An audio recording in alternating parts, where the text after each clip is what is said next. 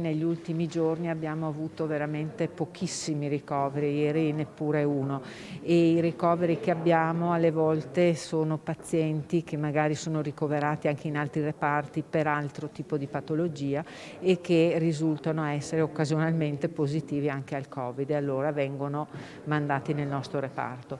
Per cui questa è una fase di discesa assolutamente importante. L'evoluzione della pandemia parte proprio dal calo progressivo e graduale dei ricoveri ospedalieri, nonostante il numero dei contagi giornalieri rimanga medio-alto. A spiegarlo la dottoressa Anna Maria Cattelan, direttrice del reparto di malattie infettive dell'azienda ospedaliera di Padova, dove sono ricoverati i pazienti Covid meno gravi, quelli dell'area medica.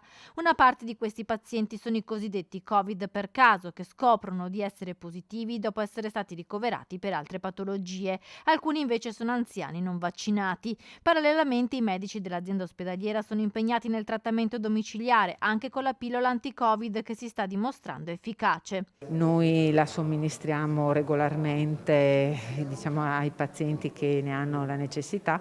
Dobbiamo soltanto tenere presente che è un farmaco che ha tante interazioni con altri farmaci, per cui dobbiamo fare un'attenta anamnesi, un'attenta storia clinica del paziente per capire che può assumerlo senza nessun problema.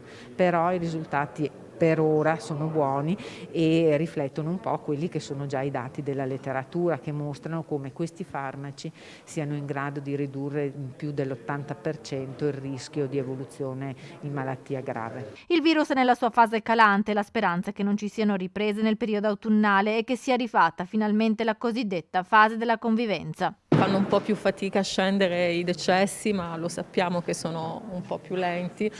Diciamo che siamo in una situazione assolutamente positiva in questo momento. Non ci sono state sorprese, quello che temevamo che magari l'Omicron 2 potesse rallentare la discesa, questo non è accaduto, per cui siamo in una fase di superamento dell'emergenza senza dubbio.